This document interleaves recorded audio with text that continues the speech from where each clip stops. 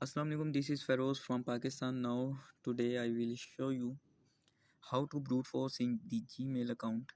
Also, after this, how to brute force in Facebook and Instagram.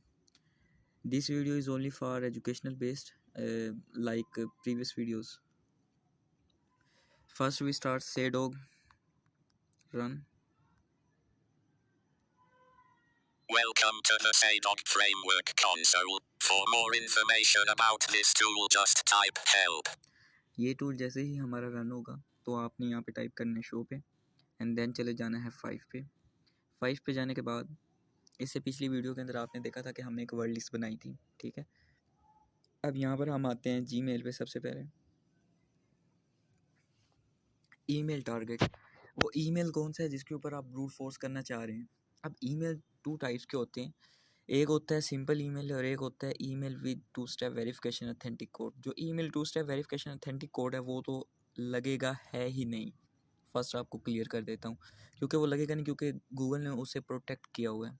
वहाँ पे हम रह जाएंगे, उसे बाईपास करना पड़ेगा ओटीपी से। ओटीपी कैसे लेंगे, उसके जो फ़ोन के ऊपर ओटीपी आएगा 2 स्टेप वेरिफिकेशन का, वो हमारे पास आना चाहिए। उसे बाईपास करना पड़ेगा, उसके लिए उसके उसके सेल फ़ोन को मुकम्मल तौर पे हाईजैक करना पड़ेगा, ठीक है। यही एक मेथड है। इसके अलावा दूसरा मेथड यह है कि कोई मालिशियस उसके मोबाइल के अंदर कोई चीज़ इंस्टॉल करवाई जाए या भेजी जाए, तो ये तरीका है।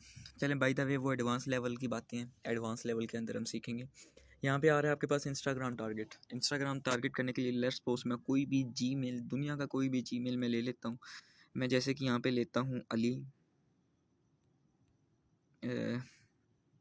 किसका जीमेल देखें, मैं जैसे कि ले लेता हूँ अपना ही रैंडम एक जीमेल सेलेक्ट करता हूँ, फ़ेरोज़ अली। ये किसी ना बल्कि इससे भी करीब जाते हैं, फ़ेरोज़ जीमेल gmail.com। अब ये किसी ने तो यूज़ किया ही होगा ना फ़ेरोज़ जीमेल।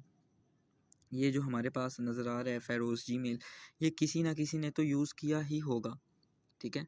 इसे इंटर क्लिक करेंगे, कह रहा है कि पासवर्ड पाथ बताएं, मतलब कि वो आपके पासवर्ड की जो वर्ड लिस्ट है वो आपने कहाँ रखी है, तो वो मांग रहा है अब हमारे से।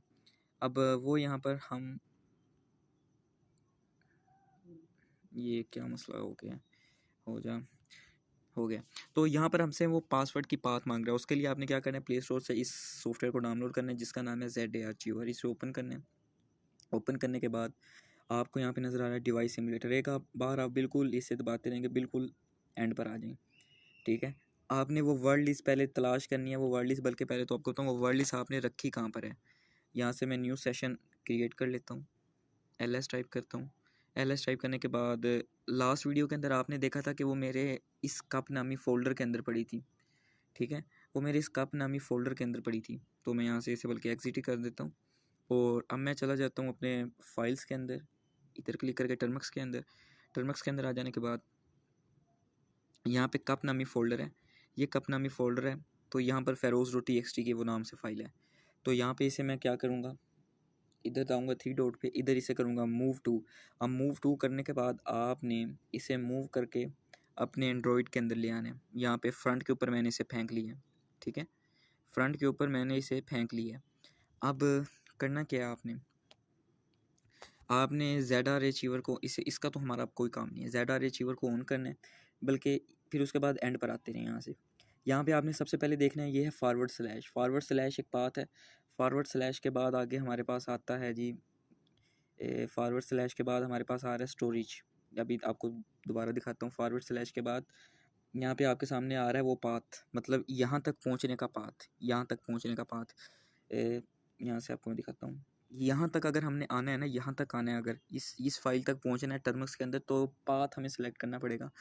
तो वो पड़ी हमारी फ़ाइल कहाँ पे है, तो यहाँ पे सबसे पहले हम देखते हैं कि वो है हमारे फॉरवर्ड स्लैश। हमने एक बार टाइप करनी है, फॉरवर्ड स्लैश टाइप करने के बाद हमने दूसरी बार स्टोरेज टाइप करना है। देखें स्टोरेज के पीछे है फॉरवर्ड स्लैश, मतलब हमने क्या करना है, यहाँ से हम आ जाएंगे।